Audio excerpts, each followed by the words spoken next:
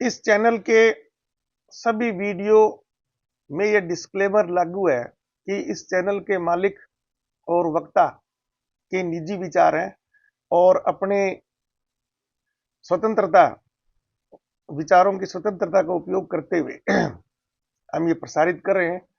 अगर किसी व्यक्ति को हमारे विचारों से उनकी भावनाओं को या धार्मिक भावनाओं को ठेस पहुंची है तो हम उसके जिम्मेदार नहीं है, और कोई भी वाद हमारे खिलाफ करता है तो उसका जो न्यायिक क्षेत्र है वो सूरतगढ़ राजस्थान का रहेगा। राधे राधे, जय श्री कृष्ण।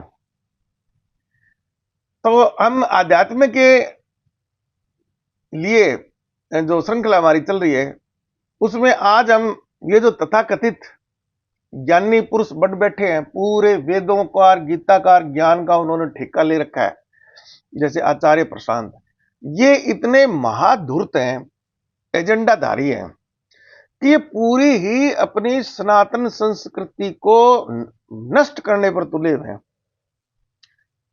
कहां वेदों से लेकर अपने मनुस्मृति और वहां से उपनिषद और वेदांत और उसके बाद में लास्ट में गीता तक सनातन संस्कृति के तो चार मूल स्तंभ है, चार जो आश्रम है, हमें अपना जीवन कैसे जीना चाहिए। ब्रह्मचर्य आश्रम जिसका पुरुषार्थ धर्म है। तो धर्म का मतलब क्या है? शिक्षा अर्जित करना, जो धारण करने योग्य है, आचरण सीखना, रोजगार से संबंधित ज्ञान प्राप्त करना, यह धर्म है।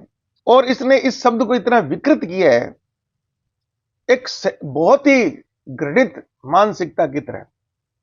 फिर अपना गृहस्थ आश्रम है जिसमें अर्थ और काम दो पुरुषार्थों की पूर्ति की जाती है। फिर अपना वानप्रस्थ आश्रम है और फिर संन्यास आश्रम है।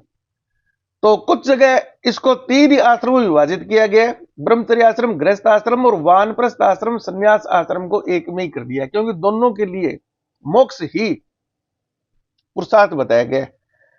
तो वानप्रस्थ आश्रम में ज्ञान प्राप्त करना है, आपको ज्ञान बांटना है, शास्त्रार्थ करना है, और संन्यास आश्रम में उस पर मनन करने के बाद में परब्रह्म में यानी ब्रह्म में लीन होना है, यानी समाधि या आत्मसात होना, यानी मोक्ष होना।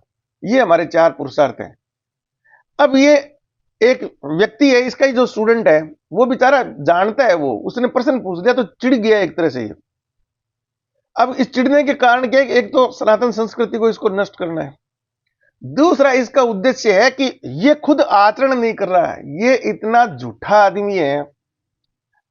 ये जब भी इससे शादी का प्रश्न पूछते हैं, अब ये 47 वर्ष का हो रखा है, तो ये टालता है उसको कि ये भी कोई प्रश्न है क्या, कि इसके बगैर ये क्या आवश्यक प्रश्न है, इस प्रकार से टालने का प्रयत्न करेगा, क्योंकि ये महा झूठा आदमी है, ये झूठ छुपा रहा है।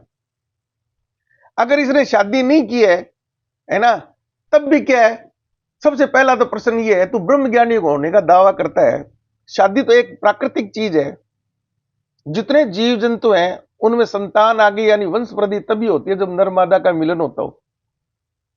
तूने शादी नहीं की, इसका मतलब संतान तेरे होएगी नहीं, तो तू तत्वज्ञानी बनता है। 47 साल में भी तेरे में अभी तक बुद्धि नहीं आई है कि तेरे को शादी करनी चाहिए। चलो नहीं की तो कोई तो कारण होगा, प्राकृतिक रूप से हाँ होनी चाहिए, या तो ये कमाने से डरता है, या इसका और कोई उद्देश्य है, या कोई ऐसी स्त्री नहीं है इस ब्रह्मांड में जिससे ये निभा सके।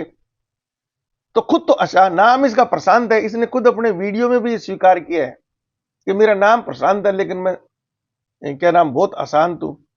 इसको खुद को ही शांति नहीं मिली है अभी तक, और ये लोगों को शांति, वहां पर परमानंद शांति का पाठ पढ़ाने के लिए या करोड़ों करोड़ों लोगों को ये ज्ञान देता है। हद है दोगलेपन की। खुद अशांत है, लोगों को वहां पर ठेका लेता है, पैसे लेता है कि अब तो मेरा शांति देंगे। अच्छा, फिर ये पूरी संस्कृति को बर्बाद कर रहा है। कौन मां बाप होंगे जो ये चाहेंगे भी उनके जो बच्चे हैं वो कुंवारे रहे? कोई नहीं चाहता।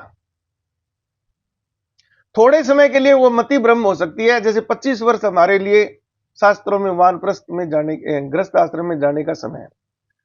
तो साल 2 साल भटक सकते, लेट हो सकते हैं, और भी कारण हो सकते हैं, लेकिन गृहस्थ आश्रम में तो सब जाना चाहेंगे, सबको जाना चाहिए। पितरों का ऋण भी तो हमें चुकाना है, ऋषि ऋण है, देव ऋण है, इस संतान को आगे बढ़ाना है हमें, सृष्टि तभी तो चलेगी। ये तो परब्रह्म के खुद के जो निर्देश है प्रकृति के, उसके खिलाफ।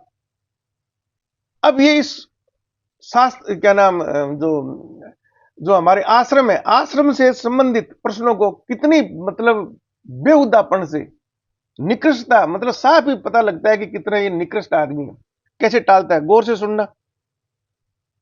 नमस्कार जी। आचार्य जी, श्री कृष्ण अर्जुन जी को बोलते हैं कि आप धर्म का पालन कीजिए। तो धर्म का अर्थ आपने बताया कि जो मुक्ति की ओर ले जाए वो कर्म धर्म होता है। तो आचार्य जी, मेरा प्रश्न ये है कि हम आमतौर पे सुनने को आता है कि 4 पुरुषार्थ होते हैं, जैसे होते हैं पुरुषार्थ, 4 पुरुषार्थ, धर्म अर्थ काम मोक्ष, महाभारत में भी आते हैं। तो आचार्य जी, अगर धर्म का अर्थ ये है कि जो कर्म मुक्ति की तरफ ले जाए वो अगर धर्म है, तो मोक्ष का क्या अर्थ हुआ फिर? बस वही है, ये सब बहुत ऐसे ही है, साधारण किस्म की बातें हैं कि 4 पुरुषार्थ होते हैं इत्यादि इत्यादि। आप एक हो, आपके 4 पुरुषार्थ क्या होंगे? और उन 4 में भी एक बीच में डाल दिया गया है काम, एक डाल दिया गया है अर्थ कि पहले पैसे कमाओ, खूब काम वासना पूरी करो, ये सब है। और फिर अंत में रख दिया गया है मोक्ष। अब न तो कभी पैसे पूरे पड़ने वाले हैं, न काम वासना पूरी होने वाली है, तो मोक्ष का तो कभी नंबर ही नहीं लगना। तो इन सब बातों में नहीं पड़ते हैं, ये बहुत अनुपयोगी बातें हैं। ये बातें उन्हीं के लिए अच्छी हैं जिन्हें कभी मोक्ष का सोचना ही नहीं है। तो उनके लिए इसमें जो धर्म शब्द का भी अर्थ है वो यही है, रीति रिवाज। देखा आपने, एजेंडा बिल्कुल सनातन, बहुत, जैसे ये सबसे महत्वपूर्ण प्रश्न है, गीता तक में इसका उल्लेख है, महाभारत में है, सब है, यानी वेदों से लेकर लेटेस्ट जो गीता है, महाभारत, 4 पुरुषार्थ सबसे जरूरी बताए हैं। कृष्ण भगवान का निष्काम कर्म तो है ही पूरा, चारों आश्रमों से गुजरना। कर्मण्येवाधिकारस्ते मा फलेषु कदाचन, कर्म फल हेतु भूर्भुवः ते संगोत्स्व कर्मणि। ये जो निष्काम कर्म है, पूरा गीता का सार कृष्ण भगवान की देन यही है। वो निष्काम कर्म आपको चारों आश्रमों यानी स्वधर्म, वही तो आपका, उससे गुजरना है। यानी संपूर्ण सनातन संस्कृति को नष्ट करने के लिए इसने इस प्रश्न को कितना हल्का बनाकर कैसे एकदम ही अपनी निकृष्ट मानसिकता, षड्यंत्र के रूप में साफ एजेंडा दिखाई दे रहा है। अब सुनो, ये धर्म का जो मजाक उड़ाएगा और काम का अर्थ क्या बताएगा, ये गौर से सुनना। कर्मकांड वगैरह कि वो सब कुछ कर लो, धूप बत्ती कर दिया करो, दिया आरती कर दिया करो, उसके बाद खूब पैसे कमाने निकल जाओ। अर्थ सुबह सुबह क्या करना है? पूजा पाठ। पूजा पाठ कर दिया, फिर नंबर किसका लगा? अर्थ का। अर्थ का। तो दिन भर जाकर के बाजार में अपना खप गए और खूब पैसे वैसे कमाए, फिर रात में घर आए, अब किसका नंबर लगा? काम का। हाँ, तो धूम मचाई, उसके बाद सो गए। मोक्ष का तो कभी आना ही नहीं है। मोक्ष कब आएगा बताओ? अगले दिन फिर सुबह हो जाएगी, फिर पूजा पाठ का ना गया। तो ये जो है ये षड्यंत्र है, ये षड्यंत्र है ताकि मोक्ष कभी आपकी चेतना में एक सिद्धांत के रूप में भी ना उभरे। पुरुष यदि चेतना को कहा गया है तो चेतना को न कर्मकांड चाहिए न और कोई सुख, उसको तो देखो मोक्ष ही चाहिए।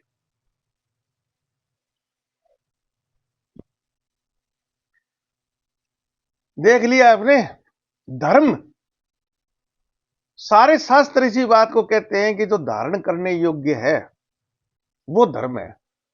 और इसने पूजा पाठ कर्म कांड, ये ब्रह्मचर्य आश्रम में पूजा पाठ कर्म कांड होता है क्या?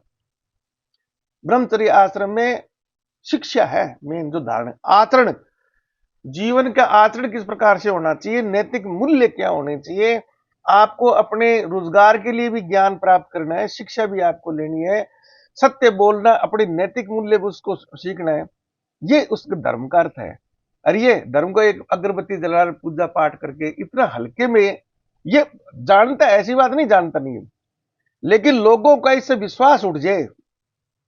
अच्छा, और ये स्टूडेंट टाइप जो बच्चे हैं, इनको मोक्ष, इसने तो खुद ने तो ले ली मोक्ष। जो संन्यास आश्रम का कार्य हमारा है, वानप्रस्थ आश्रम से पहले सोचना ही नहीं चाहिए उसको, ये ब्रह्मचर्य, तभी तो खुद भटक रहा है, ये इतने लोगों को भ्रमित कर रहा है। फिर काम को इसने कैसे लिया है, कितनी निकृष्टता से इसने उस जो पवित्र, जो हमारी प्रकृति है, संस्कार है, हम बाकायदा क्या नाम, शास्त्रों के श्लोकों के साथ में अग्नि के 7 फेरे लेकर, यानी उसको साक्षी मानकर हम 7 जन्मों का तो कब से कब अपन मानते हैं। इसने स्त्री की गरिमा वगैरह है ना, सबको, ये निकृष्ट मानसिकता का व्यक्ति है ना, ये खुद ही इसी प्रकार का है। अब इसके बारे में बहुत सी अफवाहें उड़ी है, कुछ तो कहते हैं कि ये मतलब एजेंडाधारी है, इसकी पत्नी भी है, अच्छा, और बच्चा है या बच्ची है, कुछ ऐसा है। कई ऐसे जो सोशल मीडिया पर या और वहां पर उड़ती खबरें, चलो हम मान लेते हैं वो सारी झूठ है। तो जब इसे प्रश्न पूछा जाता है कि आचार्य जी आपने शादी क्यों नहीं की, तो इस प्रश्न को टालने में कहा है, टाल रहा है, इसका मतलब कोई उनको ये धूर्त आदमी है, ये उस प्रश्न का जवाब नहीं देना चाहता। ये भी कोई बहुत ही गूढ़, कोई ज्ञान की बात है कि जिसमें कोई संशय है। आज मान लो मेरे से कोई पूछता है कि राधेदास जी आपने शादी की है, तो इसमें मेरे को विचार करने की क्या है, मैंने की है तो मैं बता दूंगा, हाँ जी मेरी शादी की है, बच्चा भी है, बहू भी है, बेटी भी है, जवाई भी है, पोता भी है, पोती भी है, दोहिती भी है। इसमें सोचने की नहीं, नहीं, ये तो प्रश्न ही बेकार है, वो प्रश्न ही वही है। और ये इतने एजेंडाधारी व्यक्ति हैं। अभी एक इसका कोई न्यूज नेशन या इस प्रकार का न्यूज, ये पैसे दे देके तो पॉडकास्ट करवाते हैं लोगों से, वहां पर पेड इंटरव्यू देते हैं। ये मेरे जैसे, जो मैं इतनी बार इनको चुनौती दे रखा हूं, मेरे से तो शास्त्रार्थ करने की इनकी हिम्मत नहीं है, क्योंकि झूठे हैं ये। तो वहां पर वो जो महिला एंकर वो पूछती है कि लोगों के मन में ये जी आपने ये पैंट ट्राउजर टी शर्ट में इस प्रकार के, ना आपके कोई तिलक है ना छापा है ना, तो इस प्रकार के तो आप एक नए तरह के आत्मज्ञानी आप हैं। तो लोगों को एक भ्रम उठता है, प्रश्न पूछते हैं। तो इस प्रश्न का ये इतना बेहुदे ढंग से जवाब देता है कि जी समय तो शाश्वत है, और वो जो समय जो पीछे गया है, यानी ये जो भगवा वस्त्र जिन्होंने धारण कर रखे हैं, चंदन जो लगाते हैं माथे पर, क्रोड़ी का टिक्का लगाते हैं, है ना, कि ये सब एक आडंबर है, ये सब कर्मकांड है। अब ये काली टी शर्ट पहन के बैठा है, इस उल्लू को यही नहीं पता कि ये दृष्टि के लिए बहुत ही भगवा रंग है ना, ये सबसे अच्छा है सातों स्पेक्ट्रम में। ये तो साइंस का विद्यार्थी और बता रहा है कि मैं साइंस का विद्यार्थी हूं, और ये पूरी अपनी जो आयुर्वेद है उसको झुटला रहा है। माथे पर चंदन लगाना, आपको पता है कि कितनी बेहतरीन जड़ी है ये, माथे को शीतलता प्रदान करता है। और चंदन का रंग कैसा है, वो खुद ही बहुत ही शीतलकारी है। जो दूसरा उसको देखता है उसको भी मन में शांति मिलती है, खुद लगाता है वो भी शांति लेता है।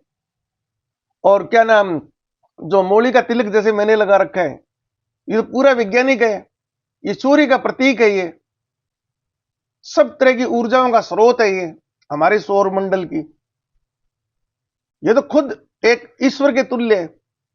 लेकिन इनको ना, इन संस्कृति यानी जो हमारे जैसे हैं साधु महात्मा, या जो भी मान लो आप, मैं तो साधु महात्मा उस प्रकार का नहीं हूं, मैं तो बहुत ही उच्च श्रेणी का वैज्ञानिक हूं मैं, तभी तो गीता वगैरह सारी मैं बहुत अच्छी प्रकार से समझ लेता हूं। इनको तो कुछ पता ही नहीं है।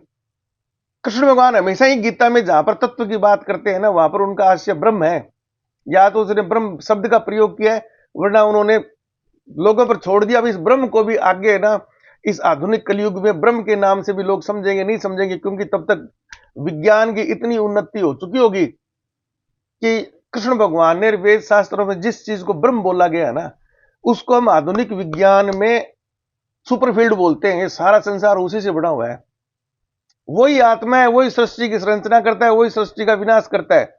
जो ज्ञान, गीता का ज्ञान, वेद शास्त्र ज्ञान है ना, वो सही अर्थों में तो इस आधुनिक विज्ञान से ही समझा जा सकता है, वरना इस जैसे पाखंडी आदमी है ना, कुछ तो वो शास्त्र इतने पुराने हो गए, कोई छोटी मोटी त्रुटि कुछ श्लोकों में मिल सकती है आपको, फिर उनको श्लोकों का शुद्ध क्या नाम अनुवाद नहीं बताएंगे, अपने एजेंडाधारी है ना, ये तो बिल्कुल वामपंथी है, तो ये तो बिल्कुल एक बहुत ही षड्यंत्र में शामिल है ये आदमी।